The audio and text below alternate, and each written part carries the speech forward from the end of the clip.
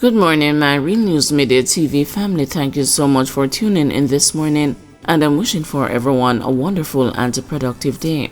And in the news this morning, suspect in Westmoreland double murder fatally shot by police. The news has been informed that the main suspect in Thursday's deadly attack in Williamsfield, Westmoreland, which left a man and his wife dead, was fatally shot by the police on Wednesday afternoon. The suspect was shot dead during a reported shootout in Bluefields in the parish. He has been identified as Tevin Robinson, otherwise called Sean Storm. The police had launched a search for him in connection with the murder of 56-year-old Marlene Daly Hall and her husband Kirk Hall, who were both higglers of Contented District in Williamsfield. The couple was fatally shot and their house is set ablaze.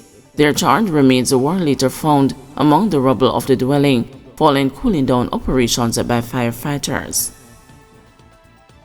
Mother of slain alleged gangster cop says 3 attempts were made on his life in recent times. The mother of alleged gangster cop, Constable Mario Thomas, says her son was targeted multiple times prior to him being chased and gunned down on Tuesday night. 3 times they attempted to take his life. They shot up my car in Georges Valley, said Dalary Senior Stevens, the mother of the slain cop, hours after his body was found in bushes. She said the firearm license issued to Thomas had been revoked after he was indicted in 2020. He had a licensed firearm and they took it. It's like them left him out here for him to be killed.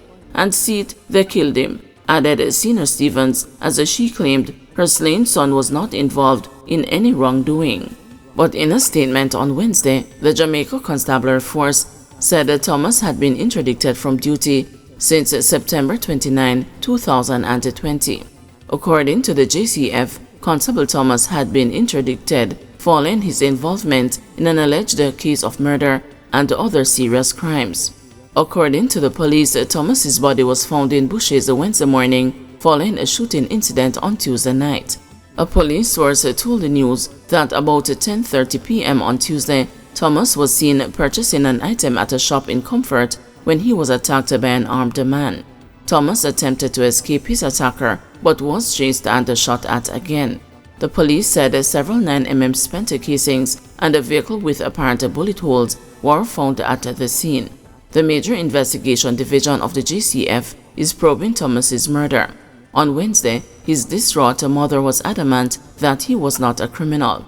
He was only in Manchester because he was on interdiction. He has never served in Manchester. He served in Kingston. He was a part of a special operations team, said Senior Stevens. She said that Thomas was targeted multiple times, including at a bar he operated. He opened a bar a few years ago, but them texted on him so much that he closed down that bar and came to Land Settlement, Manchester, where he born in his grandmother's dining room. He opened a bar around the road and gunman came and hold gun at his head. Them come back and them shoot up the bar. Him lock down the bar. His car was not in service and I gave him my car to use. On his way to Woodlawn in Manchester, he stopped at Georges Valley Square and they shut up my car. Me no see no police come at my yard. Me no hear nothing. This is how una treat a serving member, added Senior Stevens. In December 2022, Thomas was taken into police custody following an armed robbery and a double murder at a supermarket in Portsmouth, Manchester. Jin Xianyi, a Chinese national who was one of the proprietors of the supermarket, and a bystander, Alfonso Cohen, were killed in that incident.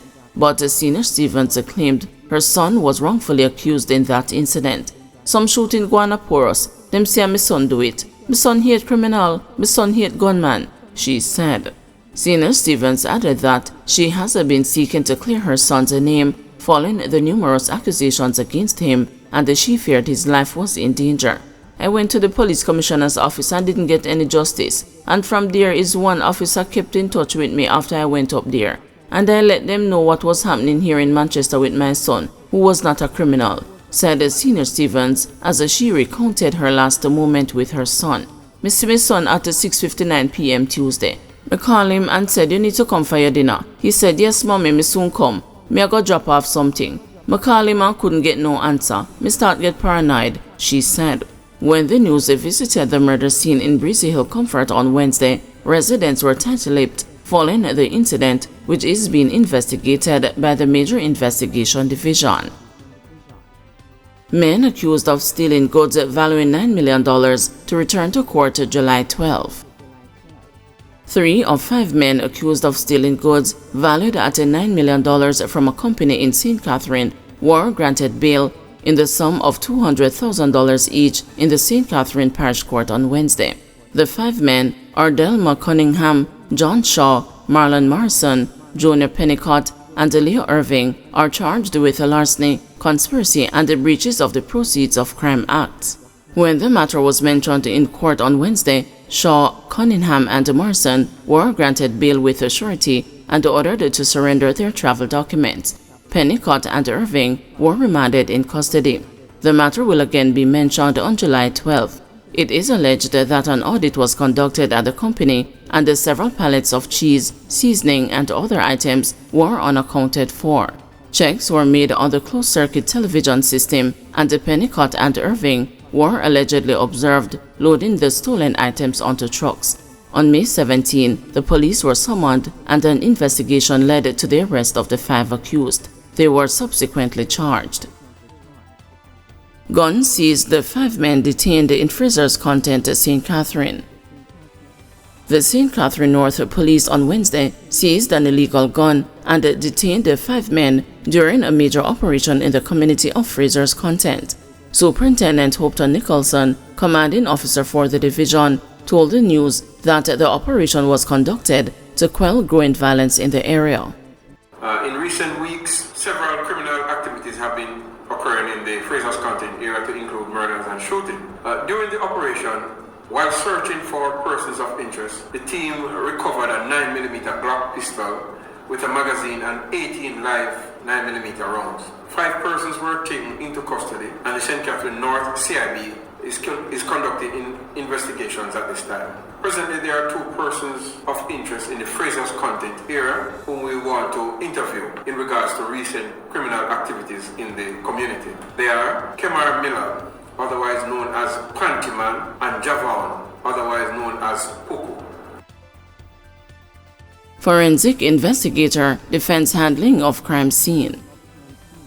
A crime scene forensic investigator who collected evidence and photographed the scene at Keith Clark's home following his shooting death in May 2010 yesterday denied that he had been incompetent and unprofessional in his duties. The detective corporal, who has been on the witness stand since Tuesday, facing questions from the defense, disagreed with suggestions from King's Counsel Peter Champagny that he did a poor job at the scene and has been most unhelpful in what he did that day. My suggestion to you, sir, is that, in relation to how you dealt with this scene and your role, you did not act with the highest level of professionalism in terms of what your training requires, Champagny said. Yes, sir, I did, the witness replied. The witness, who repeatedly stated, I can't recall, to several questions asked by the defense, also denied that there were many things that he had forgotten. However, he maintained that he acted exclusively on the instructions of the crime scene manager, Inspector Victor Mendez, now deceased. The witness accepted that because he was being supervised, he was not able to exercise any independent professionalism on the scene. Champagny is representing Lancer Corporal Odell Buckley, one of 3 soldiers charged with Clark's murder, and is currently being tried in the Home Circuit Court.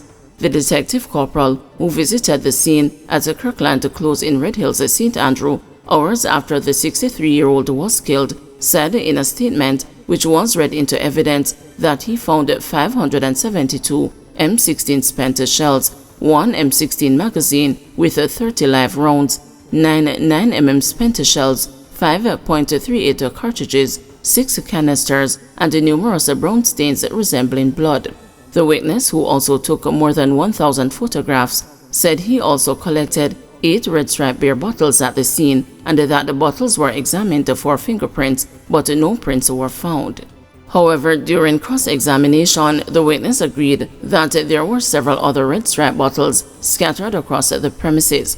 At the same time, he said he could not recall if any was tested for DNA or fingerprints. Asked if he had caused any testing to be done on the bottles, he said that that was not his duty. He also indicated that he had not organized for any of the bottles to be tested for fingerprints. The witness, during further questioning, admitted that he had written his 3 statements long after taking the photographs, and that up to 2 years after the incident, he was still writing about the photographs. The witness's competence also came under scrutiny from attorney at law Linton Gordon, who is representing Private Arnold Henry. Gordon also questioned the witness about taking DNA samples of the bottles and was told that he could not have taken them on his own initiative and that he was never instructed to do so. The witness also stated that he did not take any fingerprints of the doorknob in the basement or any doorknobs in the house. Neither did he take any photographs of the cupboards above the closet in the master bedroom or pictures of the top of the closet. The investigator maintained that he did only what he was told. Asked whether he had taken any photographs of the bushy area at the rear of the premises leading down to the main road, the witness said he had not, while admitting that it would have been useful. At the same time, he rejected a suggestion that if he had not failed to photograph the bushy area, it would have assisted with a fuller understanding of the matter. Clark was killed inside his master bedroom during a police military operation aimed at nabbing then-fugitive Christopher Dudus Coke, who was wanted in the United States on drugs and weapons charges.